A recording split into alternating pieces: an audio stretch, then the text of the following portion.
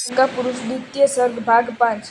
ऐसा कहकर राजा विमल वाहन जब चुप हो गए तब कुमार ने ऐसा ही होगा कहकर उनके वचनों को अंगीकार किया। फिर कुमार ने सिंहासन से उतरकर व्रत ग्रहण में उद्योगी पिता को हाथों का सहारा दिया। इस प्रकार छड़ीदार से भी स्वयं को छोटा समझने वाले पुत्र के हाथों का सहारा लेकर राजा अनेक कलशों से भूषित स्नान गृह में गए। वहां उन्होंने मकर मुखी स्वर्ण भाड़ी से निकलते मेघ धारा से जल से स्नान किया।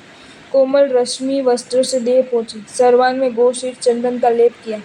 जो गूंथना जानते ऐसे पुरुषों ने नील कमल सा श्याम और पुष्प गर्भ से राजा के केश पाशों को चंद्र गर्भित मेघ की तरह सुशोभित किया। विशाल निर्मल स्वच्छ और अपनी ही तरह उत्तम गुणयुक्त दिव्य और मांगलिक दोनों वस्त्र राजा ने धारण किए। फिर राजाओं में किरीट तुल्य उन राजा ने कुमार द्वारा लाए स्वर्ण और माणिक्य खचित मुकुट को मस्तक पर धारण किया। गुण रूप अलंकार धारण करने वाले उन राजा ने हार भुजबंद कुंडल आदि अन्य अलंकार भी धारण किए, मानो द्वितीय कल्पवृक्ष हो। इस प्रकार याचकों को रत्न स्वर्ण रौप्य वस्त्र एवं अन्य वस्तुएं दान करने लगे। फिर कुबेर जिस प्रकार पुष्पक विमान में बैठता है उसी प्रकार नरकुंजर राजा विमल मान 100 पुरुषों से उठाई गई शिविका में बैठे, मानो साक्षात 3 रत्न दर्शन ज्ञान चारित्र आकर उनकी सेवा कर रहे हैं। इस प्रकार 2 चौबर और 1 छत्र उनकी सेवा करने लगे। जैसे 2 मित्र मिले हो इस भांति चारण और भाटों का कोलाहल एवं वाद्य यंत्रों की ध्वनि सबको आनंदित करने लगी। घर में जैसे गृहपति सूर्य चंद्र शोभित होते उसी प्रकार सामने पीछे दोनों पार्श्व में चलते हुए श्रीमंतों और सामंतों से वे सुशोभित हो रहे थे। नतवृंत कमल की तरह नत सिर और आज्ञा प्रार्थी द्वारपाल की भांति राजकुमार आगे आगे चलने लगे। जल भरे घट लिए नगर नारियां कदम कदम पर मंगल करती हुई उन्हें देखने लगी। विचित्र प्रकार के मंच से व्याप्त पताका पंक्ति से शोभित एवं यक्ष कर्दम से पंकिल बने राजपथ को पवित्र करते हुए वे चलने लगे। प्रत्येक मंत्र से गंधर्वादि की तरह गीत गाकर वनिताएं आरती उतारकर जो मंगल कर रही थी वे उसे स्वीकार कर रहे थे। आनंदित एवं चित्र खचित से नगर के नर नारी निश्चल नेत्र से दूर से ही उसे अभूतपूर्व दृश्य को देख रहे थे, मानो मंत्र बल से आकृष्ट हो गए हो या इंद्रजाल में आबद्ध इस भांति लोग उसके पीछे पीछे चलने लगे।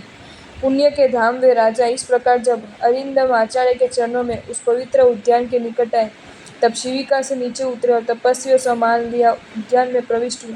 फिर उन्होंने पृथ्वी के भार से अपने समस्त अलंकारों को शरीर से उतार दिया। कामदेव के शासन सी मस्तक पर चिरकाल से धारण की हुई माला उतार कर फेंक दी। तद उपरांत आचार्य श्री के बाईं ओर खड़े होकर चैत्य वंदन कर आचार्य प्रदत्त माला अर्थात रजोहरण आदि मुनि चिन्ह स्वीकार किया।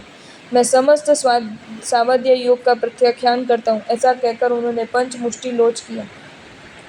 उदार हृदय वे राजा तत्काल ग्रहण किए उस व्रतलिंग में इस प्रकार शोभित हुए मानो बाल्यकाल से ही उन्होंने व्रत ग्रहण कर रखा हो।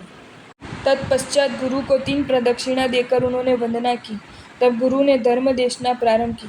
इस अपार संसार समुद्र में दक्षिणावर्त संघ की भांति मनुष्य जन्म बहुत कठिनता से मिलता है।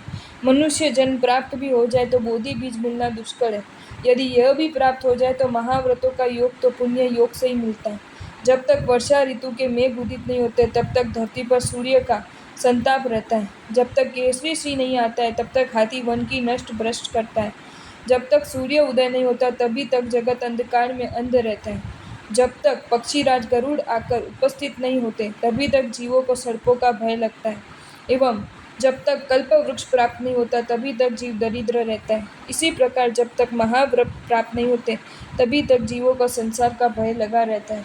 आरोग्य रूप लावण्य दीर्घ आयु महान समृद्धि स्वामित्व ऐश्वर्य प्रताप साम्राज्य चक्रवर्ती तत्व देववृद्धि सामानिक देववृद्धि इंद्रपद अहम इंद्र प्रताप सिद्धत्व और तीर्थंकरत्व ये सभी महाव्रतों के ही फल है। एक दिन के लिए भी यदि कोई निर्मयी होकर व्रत पालन करता है तो वह इस जन्म में यदि मोक्षगामी न भी हो तो स्वर्ग अवश्य जाता है। तब वह भाग्यवान तो तृण की तरह लक्ष्मी का परित्याग कर दीक्षा ग्रहण करता है, चिरकाल तक चारित्र पालन करता है, उसको तो कहना ही क्या। इस प्रकार देशना देकर अरिंदम मुनि अन्यत्र विहार कर गए, कारण मुनि एक ही स्थान पर नहीं रहते। विमल महान मुनि भी ग्राम शहर आकर एवं द्रोणामुखादि स्थानों में गुरु के साथ छाया की भांति विहार करने लगे।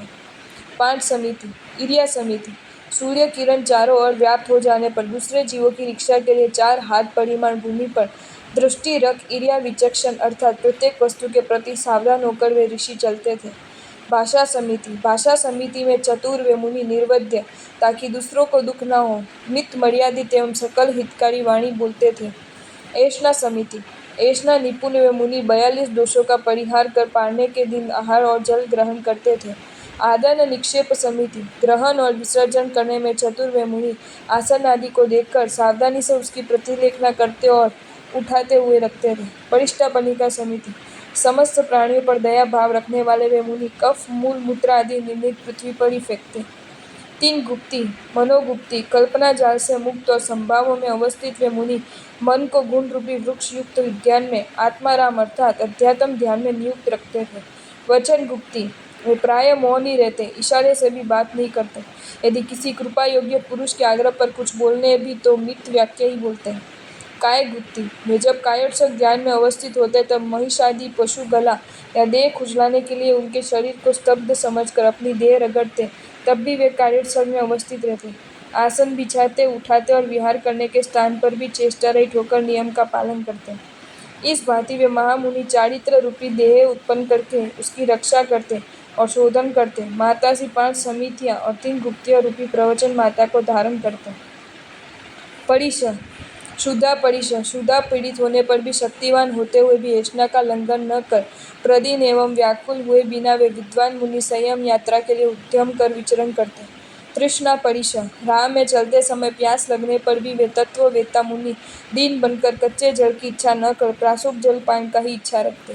शीत परिश शीत पीड़ित होने पर भी शरीर त्वचा रक्षण से वीरत्व महात्मा जो ग्रहणीय नहीं होते ऐसे वस्त्र ग्रहण नहीं करते। अग्नि प्रज्वलित नहीं करते, प्रज्वलित अग्नि से शरीर को तप्त नहीं करते। उष्ण परिश उष्ण काल में धूप से तप्त होने पर भी वे मुनि न धूप की निंदा करते न छाया का स्मरण करते। वे पंखे का व्यवहार कभी नहीं करते, न स्नान करते न चंदन आदि विलेपन करते। देश मशक परिश दंश मशकों के काटने पर उनकी भोजन लोलुपता को जानकर वे महात्मा उन पर क्रोध नहीं करते, न उन्हें उड़ाते न उनकी उपेक्षा करते। अचेलक परिश वे कभी यह नहीं सोचते कि वस्त्र नहीं है वस्त्र खराब है, वे दोनों भाव में वस्त्र की उपेक्षा करते। वे लाभ आलाप की विचित्रता की जानता थे, अतः कभी भी ध्यान में विघ्न नहीं होने देते। अरति परिश धर्म रूपी उद्यान में प्रीतिमय वे महामुनि कभी भी असंतुष्ट नहीं होते, वे उठते बैठते चलते सर्वदा संतुष्ट ही रहते। स्त्री परिश जिनकी संगति रूप कर्दम कभी प्रतिकृष्ट नहीं होता और जो मोक्ष रूपी द्वार के लिए अर्गला के समान है, ऐसी स्त्रियों को वे कभी मन में भी नहीं लाते, कारण उन्हें याद करना भी धर्म नाश का कारण होता है। चर्या परिश ग्राम आदि में वे नियमित रूप से कभी नहीं रहते, इसलिए स्थान संबंधी वर्जित वे मुनि को प्रकार के अभिग्रह सहित अकेले विचरण करते। निषद्या परिश स्त्री रूपी कंटक रहित आसन आदि पर उपवेशनकारी वे इष्ट और अनिष्ट उपसर्ग में निष्प्रह और निर्भय रहकर दोनों को सहन करते। शय्या परिश इस संथाने बिछोने का सुबह ही छोड़ देना होगा ऐसा सोचकर वे मुनि अच्छे बुरे संताने में सुख दुख न मानकर राग द्वेष का परित्याग कर सोते थे। आक्रोश परिश अपनी क्षमा श्रमणता के परिज्ञाता वे क्रोधावेश में भला बुरा कहने वाले पर भी क्रोधित नहीं होते, बल्कि उसे अपना उपकारी मानते। वध बंधन परिश कोई उन्हें मारता या बांधता फिर भी जीव हत्या न करने के कारण क्रोध की दुष्टता के ज्ञाता क्षमावान और गुणग्राही होने के कारण वे किसी पर हाथ नहीं उठाते, मारते नहीं। याचना परिश दूसरों द्वारा प्रदत्त व्यवहार पर जीवन निर्वाहकारी यतियों को यदि याचना करने पर भी कुछ नहीं मिले तो क्रोध करना उचित नहीं, ऐसा समझकर न वे याचना दुख की परवाह करते न गृहस्थ आश्रम में लौट जाने की इच्छा करते। अलाप परिश वे स्वयं के लिए या अन्य के लिए कभी अन्नादि पदार्थ पाते कभी नहीं पाते, किंतु वे पाने पर प्रसन्न नहीं होते, नहीं मिलने पर अन्य की निंदा नहीं करते। रोग परिश रोग होने पर वे व्याकुल नहीं होते, चिकित्सा करवाने की भी इच्छा नहीं रखते। शरीर को आत्मा से पृथक समझकर प्रदीन भाव से रोग के दुख को सहन करते। तृण स्पर्श परिश स्वल्प और पतले वस्त्र बिछाने के कारण तृण आदि से देह विद्ध होती है, वे उस दुख को सहन करते किंतु कभी भी मोटे या नरम वस्त्र की इच्छा नहीं करते। मल परिश गर्मी के दिनों में धूप की ताप से शरीर मैले पसीने से भीग जाता, फिर भी वे स्नान करने की इच्छा नहीं करते और न ही उपटन आदि के प्रयोग से उसे दूर करने की इच्छा करते। सत्कार परिश मुनि के आगमन पर उठकर खड़ा होना, मुनि का सम्मान पूजादि करना या दान देना रूप सत्कार पाने की उनकी जरा भी इच्छा नहीं होती। सत्कार मिलने पर आनंदित नहीं होते, न मिलने पर दुखी नहीं होते। प्रज्ञा परिश वे ज्ञानी का ज्ञान और अपना अज्ञान देखकर भी दुखी नहीं होते। अज्ञान परिसह, ज्ञान और चारित्र युक्त होने पर भी मैं अभी तक छद्मस्त हूँ। इसी भावना से उत्पन्न दुख को भी वे यही सोचकर सहन करते हैं कि ज्ञान की प्राप्ति धीरे धीरे ही होती है। सम्यक्त्व परिसर, जिनेश्वर उनकी कथित शास्त्र, जीव धर्म, अधर्म, भवांतर ये सब परोक्ष है, फिर भी वे सम्यक्त्व संपन्न मुनि उन्हें मिथ्या नहीं मानते। इस प्रकार मन, वचन और काया को वश में रखने वाले मुनि स्व में उत्पन्न या अन्य द्वारा कृत शारीरिक और मानसिक समस्त प्रकार के परिसह को सहन करते हैं। अरहत भगवान के ध्यान में सर्वदा लीन होकर मुनि ने चित्त को चैत्य की तरह स्थिर कर लिया। सिद्ध गुरु, बहुश्रुत, स्थविर, तपस्वी, शुद्ध ज्ञान और संग पर उनकी भक्ति थी। इसलिए इन सब स्थानकों की और अन्य तीर्थंकर नाम कर उपार्जनकारी स्थानकों की जिनकी आराधना महान आत्माओं के सिवा अन्य के लिए दुर्लभ है, उन्होंने आराधना की और एकावली, कंकावली, रत्नावली, ज्येष्ठ व कनिष्ठ, सिंह निष्क्रीडित आदि उत्तम तप किए। कर्म निजरा के लिए उन्होंने मास समन उपवास के प्रारंभ करते हुए 8-8 मास तक उपवास किए। समताधारी महात्मा ने इस प्रकार महान तपस्या कर अंत में 2 प्रकार की संलेखना और अनशन कर तत्परता सहित पंच परमेष्ठियों को स्मरण करते हुए देह का इस प्रकार परित्याग कर दिया जिस प्रकार पथिक विश्राम स्थान का परित्याग कर देता है। आपको ये वीडियो अच्छा लगा हो तो इसे लाइक करें और शेयर करें और ऐसे ही नए नए वीडियोज़ देखने के लिए सब्सक्राइब करें हमारी channel Jain facts and stories को।